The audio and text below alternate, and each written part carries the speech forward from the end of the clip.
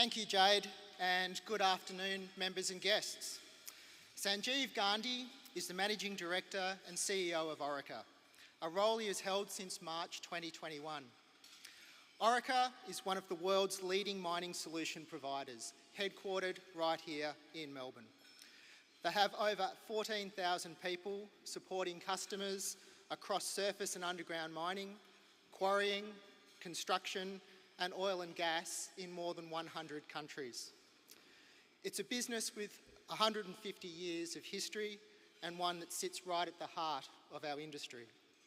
Sanjeev joined Orica in 2020 as Group Executive and President of Australia, Pacific and Asia, before stepping up to lead the business. Before that, he spent 26 years at BASF, the global chemicals giant, leading teams across product management, operations and marketing, and working in India, Japan, Singapore, Hong Kong and Germany along the way.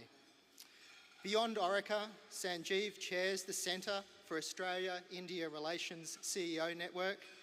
He is a member of the Australia-India CEO Forum's Joint Working Group for Energy, Resources, Net Zero and Critical Minerals, and he's a member of both the CSIRO, Energy Advisory Group, and the Asia Link Business Advisory Council.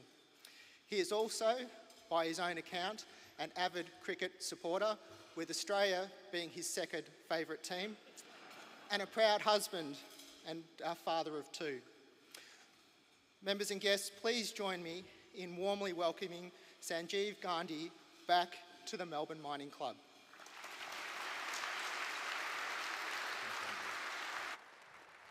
That was very kind of you. Thank you.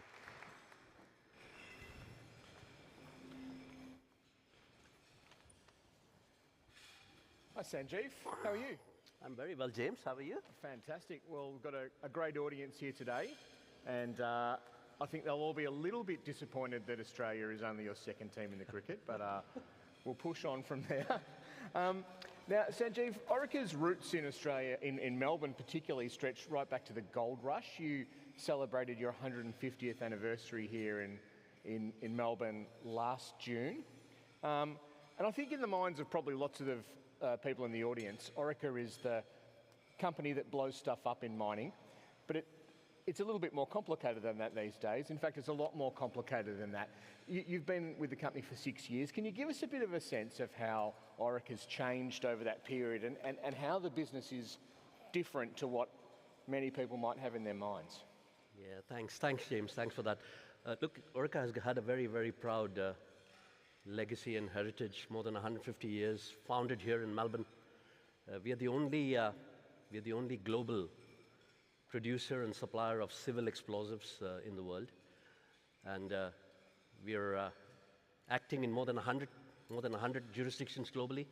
We manufacture in more than 40 locations all over the world. We've got stock points and distributions in more than 80 different parts of the world, and we cater to anywhere between 400 and 500 mine sites on a daily basis.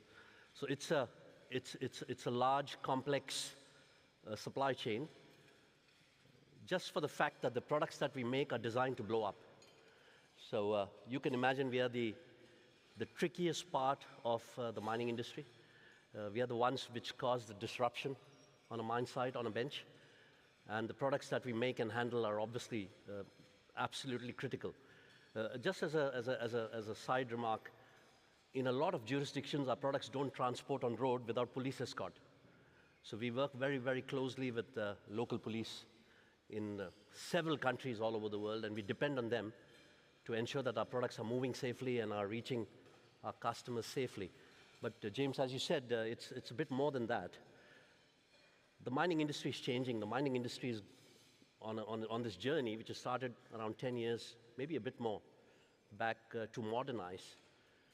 And there are good reasons to do that. One is obviously productivity, because mining has always been a very labor-intensive activity, and there's a lot of people involved in mining, and that causes hazards, that causes risks. And so there is this big push in the industry to automate, to take literally people out of the firing line, and to try and operate safely and in a responsible manner. And that needs more than what we do in terms of blasting. That needs harnessing data, measuring output, measuring productivity, measuring safety. So there's a lot of data-driven initiatives in the mining industry. And it's been possible recently given the advent of technology. And I'm not even talking of AI because that comes on top. What do you do with the data? But there's a lot of data being measured every day on a mine site. And Orica decided several years back that that's the path we want to take. And we started building up a portfolio of digital solutions and services. Today we have, in my view, one of the most comprehensive digital solutions portfolio that caters to the resource industry globally. And we are very proud of this. We built this in the last 7 or 8 years. And today we are deeply integrated, not just as a service provider to the mining industry, but also as a data provider. We do different business models like SaaS. We do data analytics for our customers. We do monitoring in real time for several hundred mine sites all over the world. So and all of that is integrated into our core blasting business. And then as we went on this journey, we realized that our history is a chemical company. We came out of ICI, which is a big chemical company. And we had this wonderful portfolio of chemistry that helped the mining industry to extract and leach gold.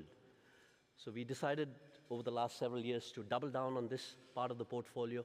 We made a couple of acquisitions. We've expanded our product portfolio range, and today we are the largest service provider for mining chemistry to the gold industry, and now we have the same ambitions into the copper industry. So slowly but surely, we've been expanding our offering to the resource industry, basically leveraging our core strength in blasting and then going upstream of blasting into geology and going downstream of blasting into fragmentation and then into mineral processing. And that's been the strategy, and that's where we are today. So clearly data and digital is really important to that strategy. It's also changed the sort of finances of the company too. Your margins are a lot stronger these days. I think your share price has done 65% in the last 5 years. You went to AI though, and I want to take you there. We're in the middle of this AI revolution. It's all anyone's talking about in basically any sector. Are you seeing real tangible benefits from AI at this stage, or are we still in the experimentation phase? Like what's actually happening on the ground? Yeah, it's an interesting question. I would be lying if I said that we have full grips on AI and we know what we are doing there. We're just dipping our toes here into a technology that's recent, but we are in pole position. And if you just go back to my earlier comment on data, we do thousands of blasts every day, and we break rock all over the world. And there's a lot of data that we measure and we monitor. All of that data goes into a data lake in the cloud, and it is anonymized so that we're not sharing proprietary data from one site or one blast to the other. But we have access to that data lake in real time. And so the challenge to the team was, can we leverage the power of AI to try to mine data? Right? So we have obviously been mining minerals for a long, long, long time. Can we use the same skill set but try and monetize and mine data? And the goal is to get better outcomes for customers. So a lot of people measure data, and there's a lot of companies out there that measure data, and they'll tell you, based on data, based on baselining, here's your opportunity or here's your problem. Right? Orica steps in and says, so what? What do we do with this data? How do we convert that data into outcomes, into solutions, into results? So what would be an example of what that data cloud's trying to do for a customer? A lot of examples. If you talk to the mining industry today, across the board, and I'll generalize, there'll be 3 themes that will come up. One is productivity. Right? Given the attractive commodity prices today, obviously our customer base would like to have more product out into the market yesterday. So there's a huge drive for productivity, automation. The second one is cost, because everybody is struggling with inflation. We all have higher costs coming through, whether it's labor costs, consumables, transport costs, and all the disruptions that are happening. So it's productivity, it's cost. And the third one is ESG, license to operate, safety. So whenever we have conversations with our customers, the themes are basically either one, the second, or all 3 buckets. So what we try to do is leverage data to baseline the performance of a certain issue, whether it's a productivity issue or a cost issue, and then using AI and using our 150 years of knowledge and experience, try to come up with a better solution. And fast prototyping. So we obviously have to trial and we have to convince customers this is a better way of operating or a better solution, but we are leveraging all of that data and knowledge we have to come up with a solution which is quick to market. And then the customer can try that, and either they're happy and we convert that into a commercial discussion, or we walk away. But we always learn something. And the algorithm is learning every time we do this. And so you're redesigning a blast, for example, to make it safer or get a bit more, less waste or whatever it might be. So, fragmentation, particle size, ore dilution, fly rock, whatever is the challenge, fuming, dust. So there are several challenges when you operate on a mine site, and we've got solutions for all of these, and all of those leverage AI to demonstrate to the customer a better outcome without actually physically interrupting their process. And this is highly appreciated, because we can be, as the service provider on the bench, we can be a major disruptor to a customer's mining operation. So we're trying to be less disruptive, less intrusive, and we're trying to use data and technology to demonstrate what could be achieved in a real life trial or performance. The last couple of weeks or so, Sanjeev, we've seen a sort of growing discussion about the costs of AI and how much AI tokens cost. Are you feeling that or watching that part of the business closely? Look, we've seen this cycle before, right? I mean, remember when we first had mobile phones and the telecom companies were selling us data, and you always ran out of data, and then you had the subscription model and you paid more, and then the business model scaled up and the cost came down. So I'm assuming that the same will happen with tokenization and the software, or the subscription model. Orica does this a bit differently because our data is proprietary. It's not in the public domain, and we keep it proprietary within our own organization on captive data lakes and servers. We try to build our own agents. We try to build our own tools. Obviously, we work with all the third-party service providers, name them all. We've got one or the other collaboration going with all of them, but they don't have access to our know-how and our data. We keep that closed. And we built our own capability in-house. We've got a team, a dedicated center of excellence on AI, and they're doing a lot of work to customize tools that we need. So built to purpose, fit to purpose. And so that's a bit of a slightly different model to the off-the-shelf model of subscribing to Anthropic or whoever else it is, and then going the tokenization way. So we're trying to do it a bit differently. Yeah, fair enough. The other sort of great theme of your tenure at Orica, as well as the change in the business, has been the change in the geopolitical landscape around the world. It's been a wild 5 or 6 years with the pandemic, and then into a series of interruptions, Russia and Ukraine, Middle East more recently. As you mentioned at the start, Orica's network is very wide and dispersed around the world. I think sometimes that's been seen as bringing complexity to Orica, even risk to Orica. And I guess you must feel that whenever something happens in the world, there's some part of the empire that's touched. But the alternative view is that a dispersed operation lets you get round some of those interruptions. How's it played out inside Orica? What I have seen in the last 6 years in global economy, I haven't seen in my 40-year career. It's just been amazing what we've all lived through and survived and prospered and thrived. A global pandemic, a couple of wars, all kinds of disruptions, massive inflation in the economy. And we've all, and it just shows the resilience of our industry, of the resource sector, of the mining industry. And for myself personally, resilience is a key word, because Orica of the past, any of those shocks would have meant a massive disruption to the organization, to the performance of the business. And we've survived all of those disruptions. We've performed, we've managed all of those challenges, and we've come out stronger. And honestly, all credit goes to the team. We've got now 15,000 people operating globally. Of these, nearly 10,000+, 12,000 are frontline workers operating on mine sites every day. And they did not have the luxury of working from home, as an example. They were on the mine site every day.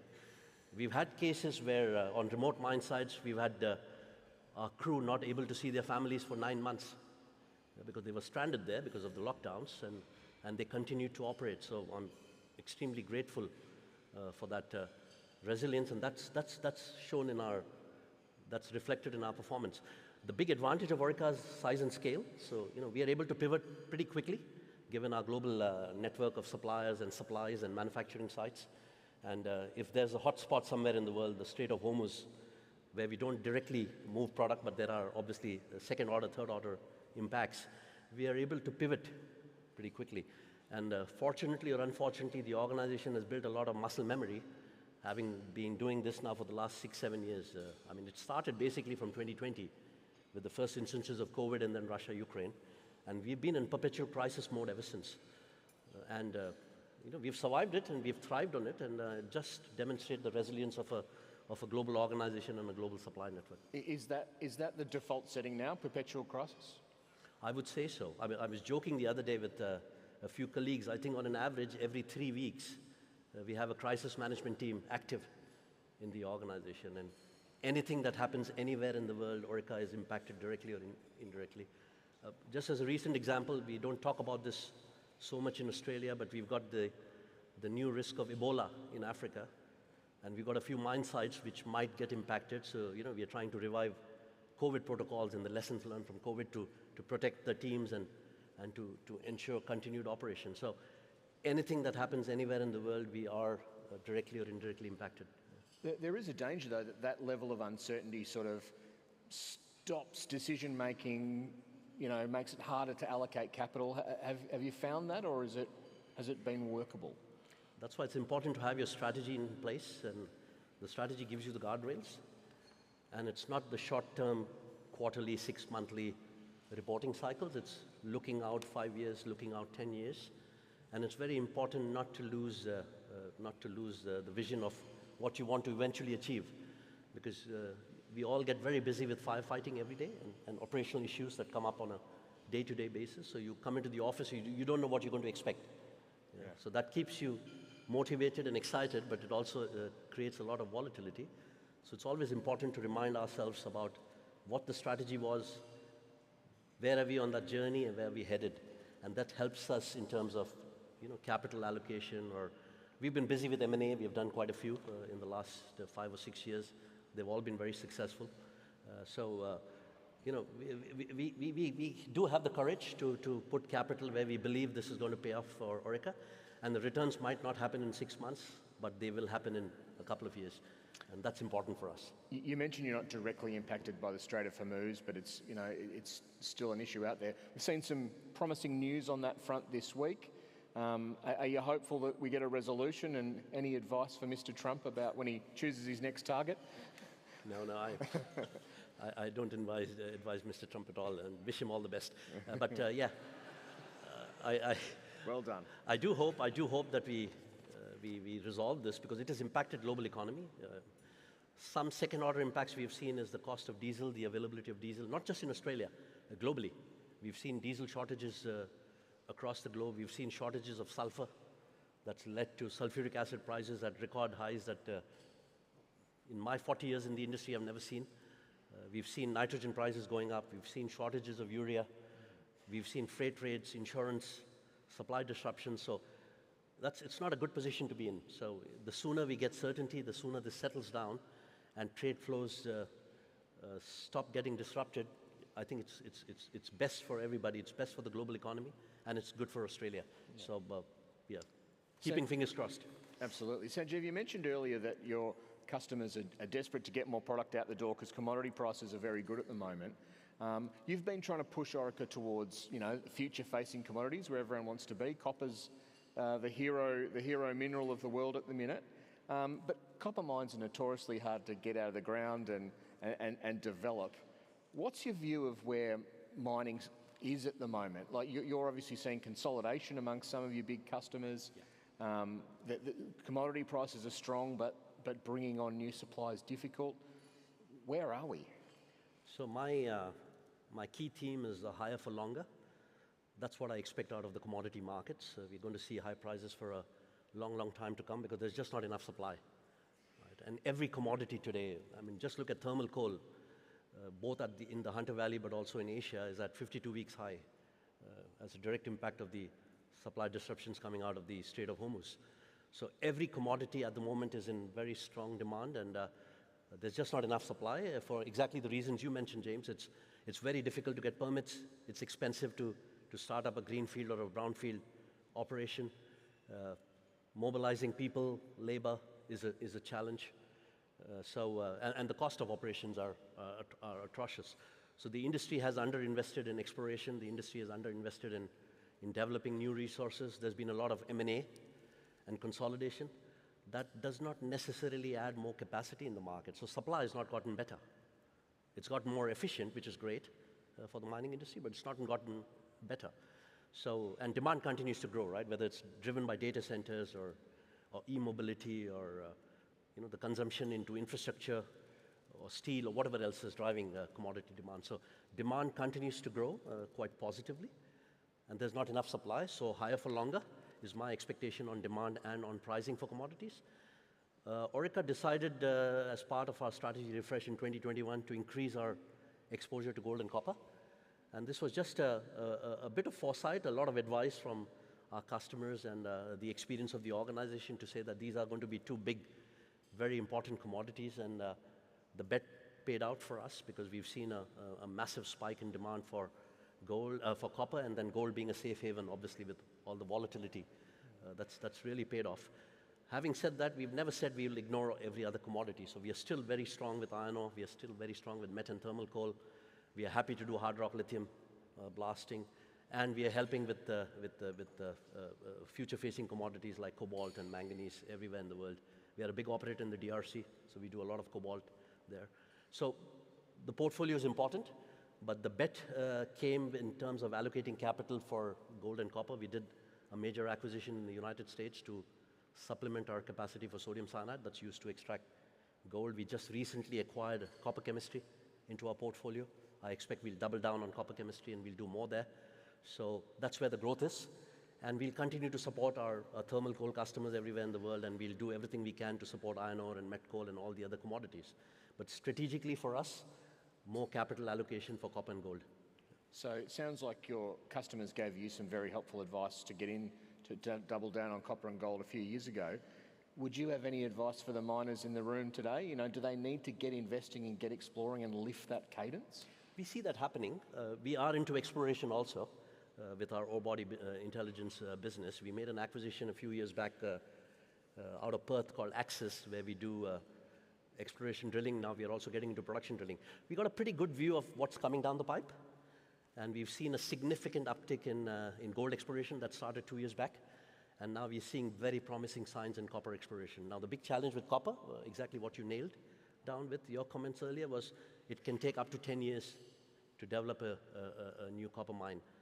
The big challenge for the mining industry is ore is getting diluted. New resources are in difficult geographies. They are either very high up altitudes, like in Latin America, or they're deep underground. And that's a different challenge. That's a different mining process that needs different kinds of skill sets, that needs different kinds of technologies. I call ourselves the masters of underground. We operate some of the biggest block caves on Earth for copper, and we know firsthand how challenging it could be to develop a hard rock copper mine underground in a very remote location. This is not easy. This is not for the faint-hearted, but somebody needs to do it. Otherwise, we're going to run out of commodities, which is not a good sign, which is not good for the global economy. Yeah. So yeah, please invest more. Yeah. And keep using Orica's products, please. Sanjeev, you've been really outspoken on the policy settings that Orica works under in Australia, particularly around energy. Now, the government has made some moves towards a gas reservation policy, which you've been calling for a long time. Can you see a bit of light at the end of the tunnel there, or is still not enough being done in your view? Well, I do. I'm glad that the feedback has been taken constructively and positively. We have a lot of discussions happening. And to make it clear, first of all, heavy manufacturers like Orica do not use gas to make electricity. We don't use gas for power generation. We use gas to make very valuable products that are used in the resource industry, in civil construction, in the mining industry, in the food industry, in the fertilizer industry. And that's sovereign independence of supply chains for Australia. So it's critical that we still have some surviving manufacturers like Australia, like Orica in this country, because time and again, it has been proven that you can't depend on imports. For key commodities that the country consumes, you cannot depend on import supply chains because you will get disrupted. So it's absolutely critical that we maintain the manufacturing base in this country, which has been unfortunately decimated over a period of time.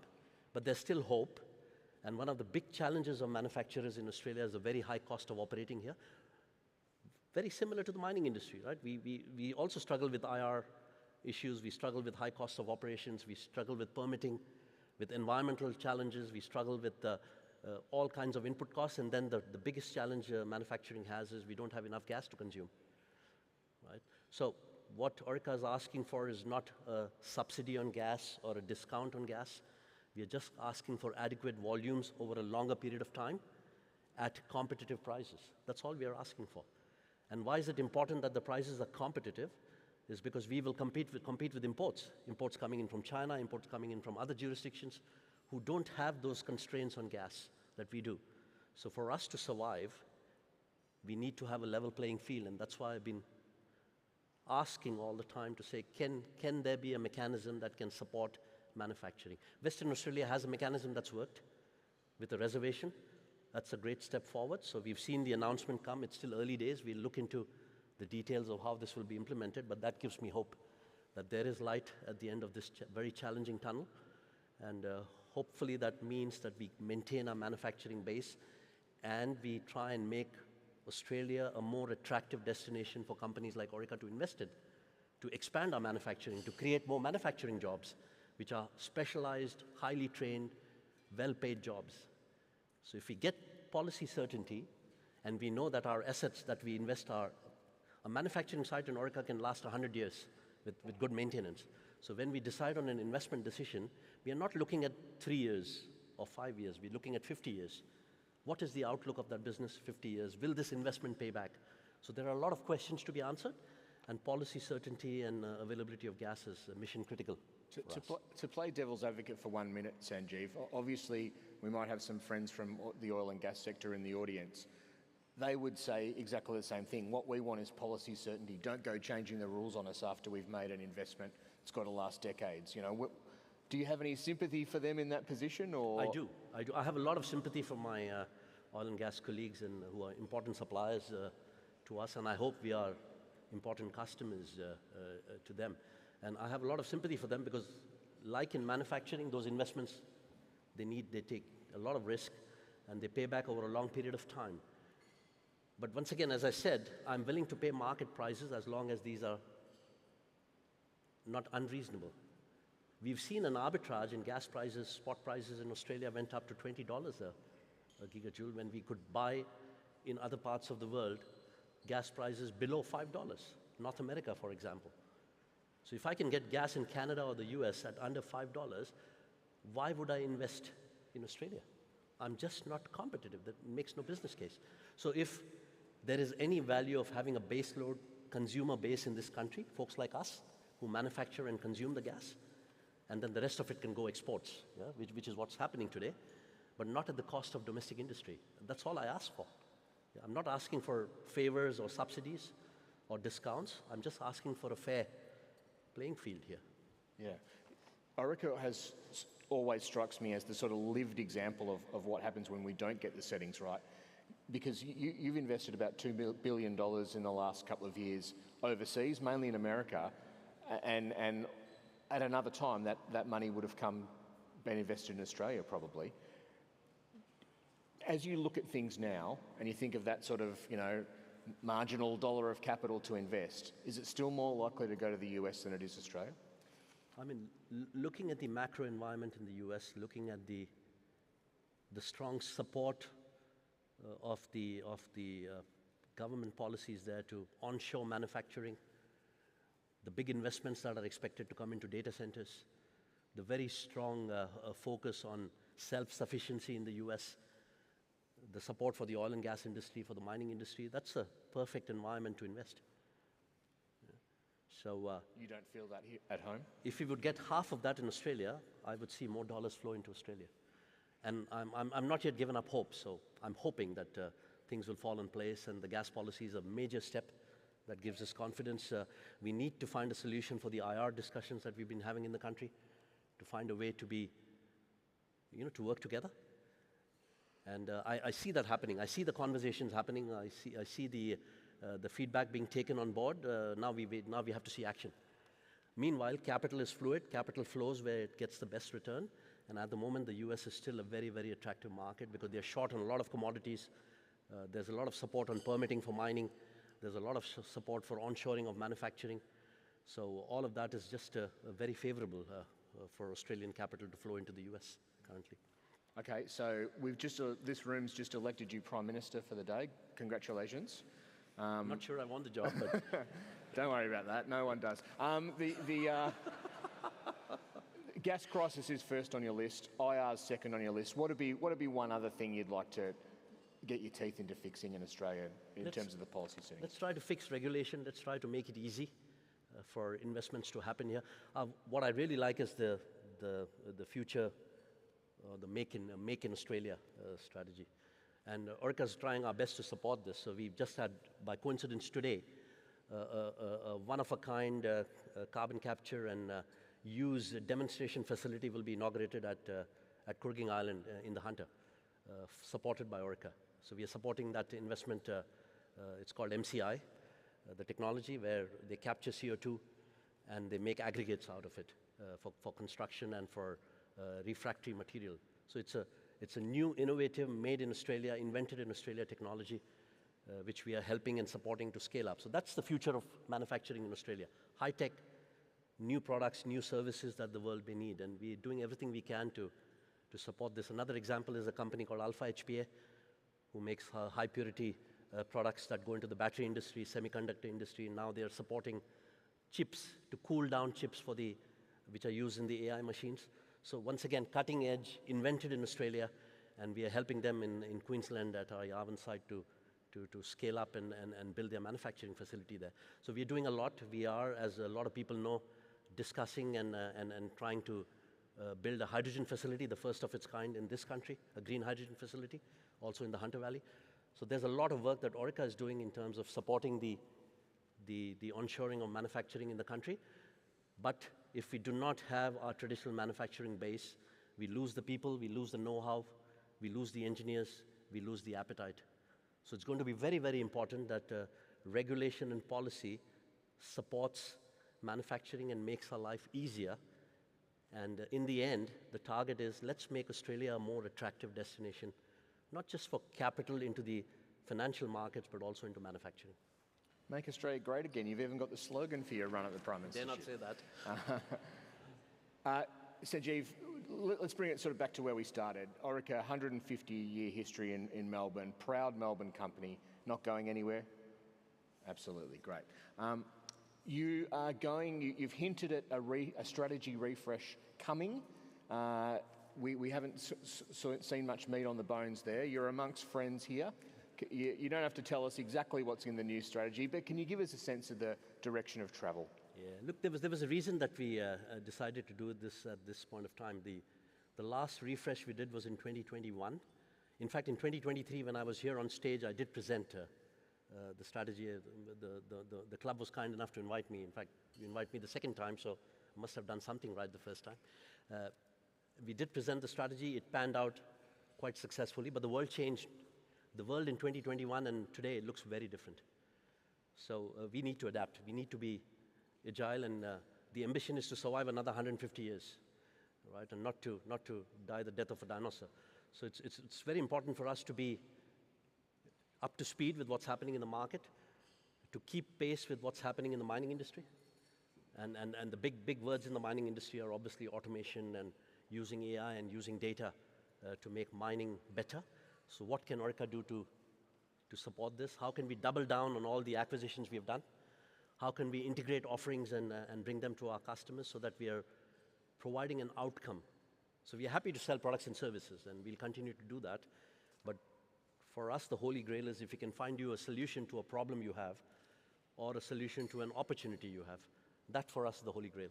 And that would then mean bringing to you a solution and then giving you the outcome you desire and then getting paid for the outcome on top of being paid for, obviously, the products and services. So if we can solve challenges, we are in a sweet spot here, and then we become a critical partner to the resource industry. So that's what the new strategy will be all about.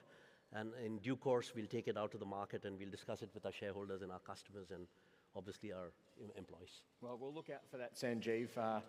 I know India might be your favourite cricket team, but you've made a very passionate case for Team Australia when it comes to mining and manufacturing. Ladies and gentlemen, will you please thank Sanjeev Gandhi. Thank you. Well done. And can you please also join me in thanking James for his interview this afternoon? And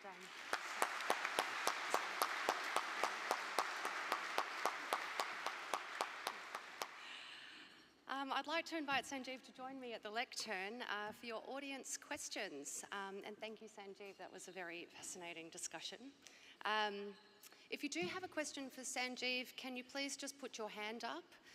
Once you have the microphone, if you can stand up, state your name and your organisation, and then your question, that would be great. And we'll go straight down to Richard down here in front. Hi, Sanjeev. I really, enjoy your very open discussion about your field. And one thing particularly hit me is about government regulation. As you see, that Australia really, compared with other countries, Australia is lack in advanced manufacturing. And a company like Orica really standing out. And manufacturing in Australia belongs to an, ecosystem development. If companies like Orica can work hard on government regulation and reduce the regulatory in developing advanced manufacturing, then the whole system, including the younger generation in the universities. Right now, we can see that the world is in an open world, in an AI data centers, this world. But not many Australian students involved with STEM, these, technical engineering disciplines. So how, like companies like Orica can work more to, to help boost the Australian advanced manufacturing, to help Australia ready for a world of, AI, data, a digital world. So I would like to hear a little bit more. And by the way of introduction, I'm Mary from ISM, Australia, and I have a PhD in engineering. Thanks, Sanjeev.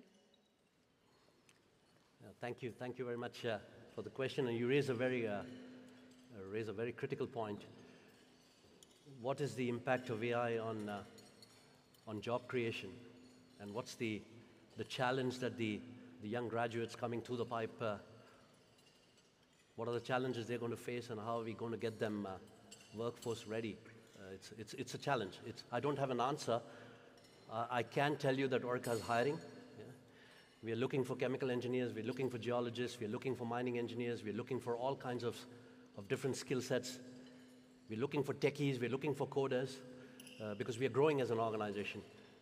And our manufacturing base supports the fact that we need to hire graduate engineer trainees. We are hiring, we're doing summer internships, and we are doing this globally. So it's not just an Australian topic, because we are running perpetually short of people. We are not able to keep up with demand for our customers, with the lack of resources sometimes and lack of trained resources.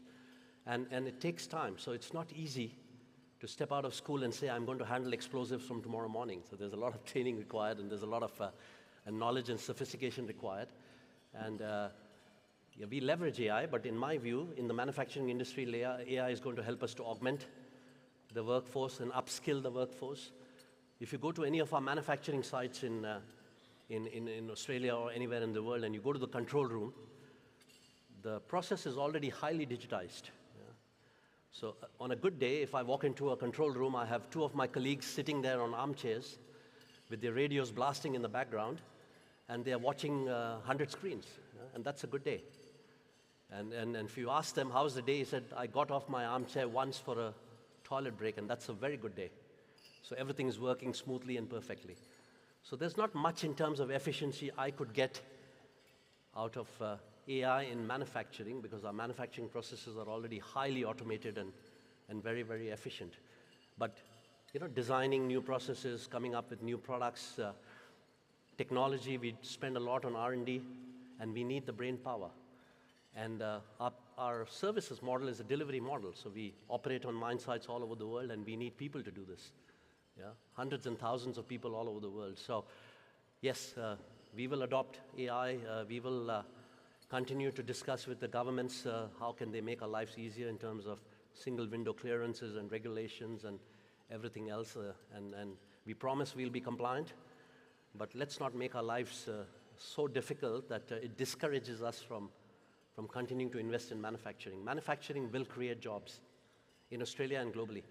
And that's it's a bright spot in global economy, and I'm a strong believer in manufacturing. So yeah, let's hope that we are allowed to do what we do, and that should contribute to the economy and to jobs and for the good of the business. Yeah. Hi, I'm Syed Rizvi from IT Mine. So I have a couple of questions, Sandeep. Like you mentioned, like you're adopting of new technologies, doing some R&Ds, and embracing AI. So that's pretty fantastic. But the thing is, I want to ask you from client's perspective. Like like if client is already using some platforms and they are pretty comfortable on that one. So I guess there would be some challenges to convince them to like come up to the newer platform. So what is your strategy to educate the client and convince them? And the second thing is like in terms of AI, like what do you think, like what would be the biggest factor it could make a difference in coming like next 5 to 10 years? Not from Orica, like from the mining overall. Thank you. Yeah, that's an absolute valid question. It's a hard sell, convincing a mine operator to try out Orica technologies, because the industry by nature is risk averse, and it can be a bit of a challenge. But my view always has been data doesn't lie. So we are happy to get into a mine site. We manufacture our own sensors. We have our own proprietary data technology. Everything is safe and secure, cyber protected. And we are happy to come in. We are happy to do a demonstration without disrupting whatever you do with your own existing homegrown tools or outsourced tools. And then we can demonstrate based on your data and your baselines the improvements that we can offer you. And once you see the improvements, and if you either buy into it, we can talk commercial. If not, we walk away and we go to the next customer. So it takes time. It takes time. The adoption rates are not aggressive. And then there is also the expectation that you get that as part of your service. But obviously, Orica has invested in every new product and technology that we have acquired, and we need a return on this. So obviously, we will charge for those products and services. And as long as they present a benefit to you and you're willing to sign on, we can work together. Otherwise, we move on. No hard feelings. So it takes time to convince people.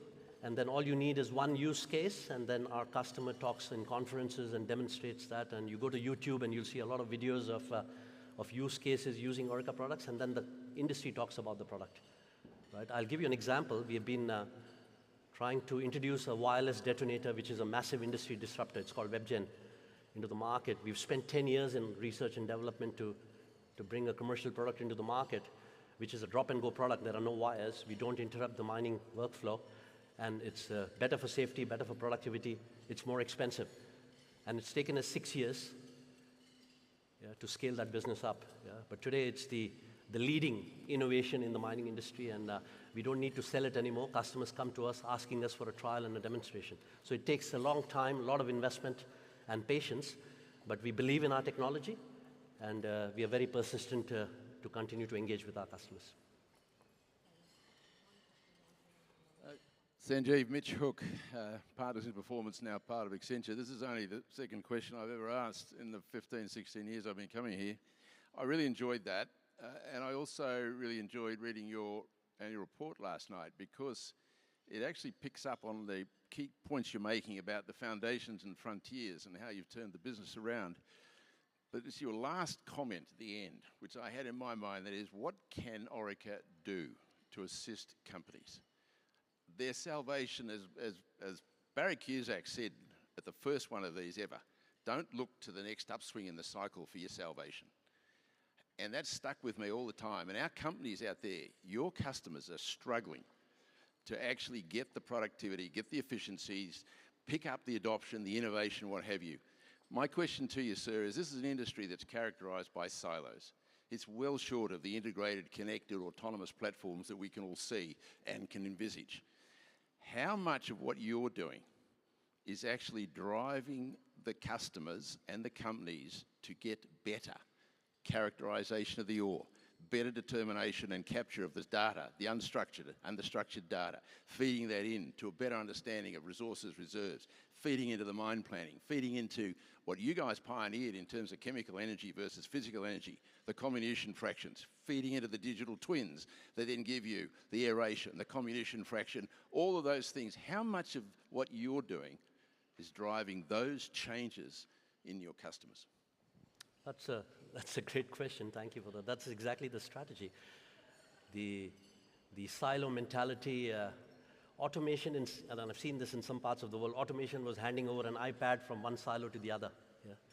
And that was considered to be automation because you're not handing paper over, you're handing an iPad over, and it's now digitized.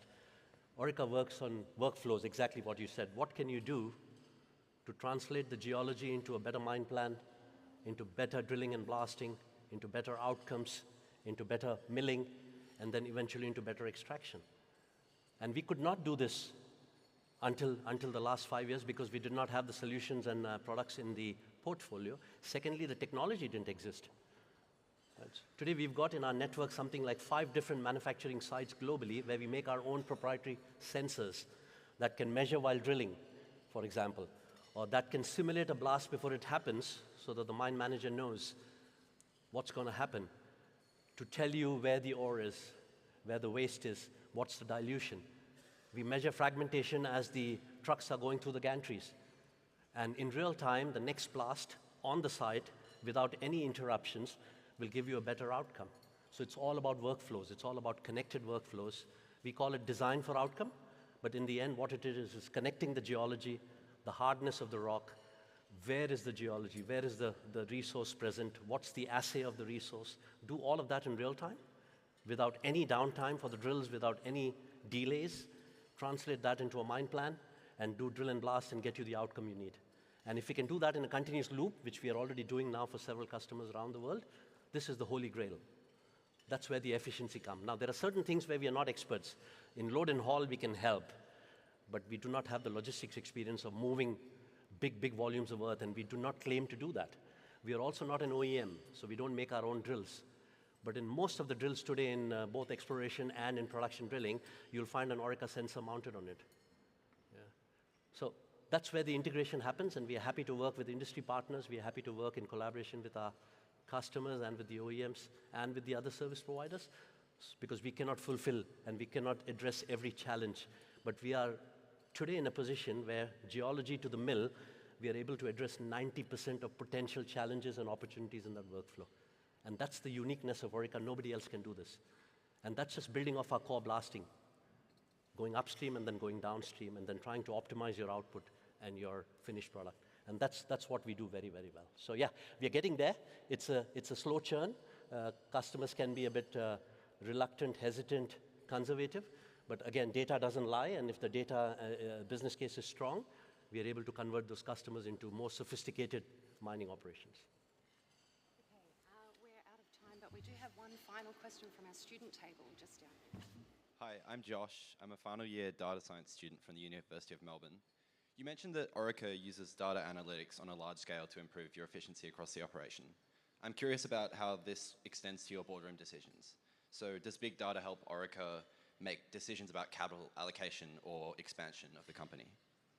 Yeah, absolutely. So look, we are privileged to have a one standardized global data system. We call it the ERP system. We've got more than 100 locations globally. We've got thousands of entities, legal entities. We've got joint ventures, nearly 40, 50 joint ventures. We've got 50, 60 manufacturing sites, hundreds of stock points all over the world. They are all integrated and tied together with a common backend, which is our ERP system. That's where we measure the data and monitor the data. And it's all done in real time.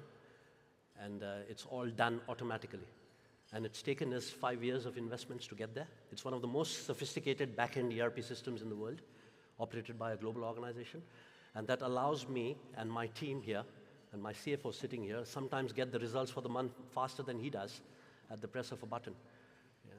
So there is no manual interference unless there's an exception, obviously. And it's all automated. And we've got all of that data, and that data helps us to look at what's doing well, what's not doing well, where can we improve, what's happening to the cost base, and we can get all of that transparency in real time, every day, if we need to, right? And it's been a lot of investment. It's not easy to get to that state that we have been. So we've got that. We've got this common source of data, or common source of the truth, is what I call it. And now we've got AI coming on top. So now that we've got all of this data and insights, how can we marry that to the AI technology and see what can we do with this now, right? So things like predictive maintenance we are already doing, right?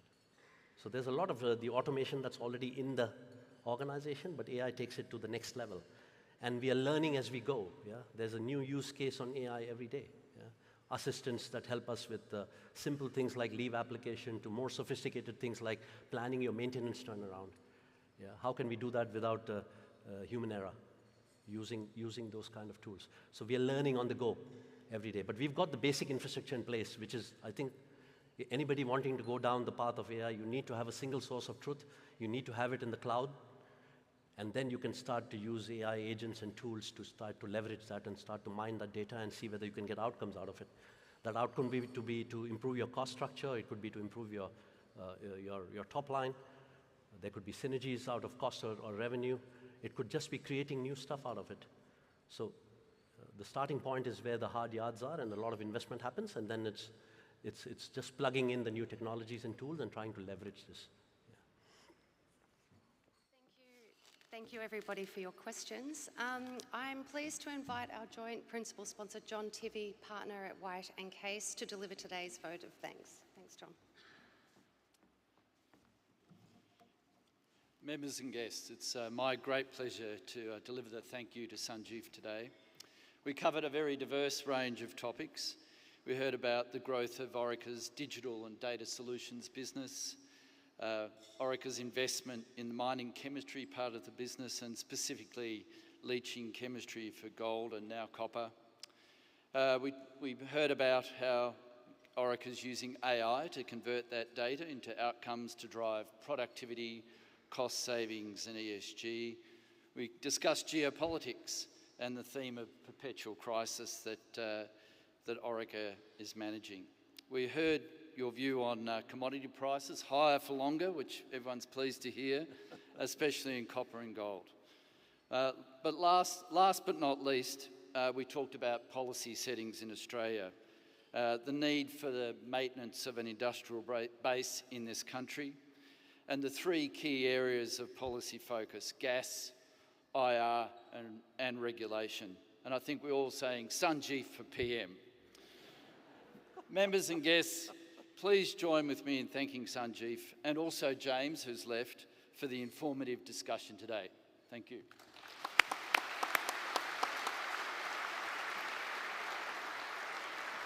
Absolute pleasure, sir. Thank you so much. You're very kind.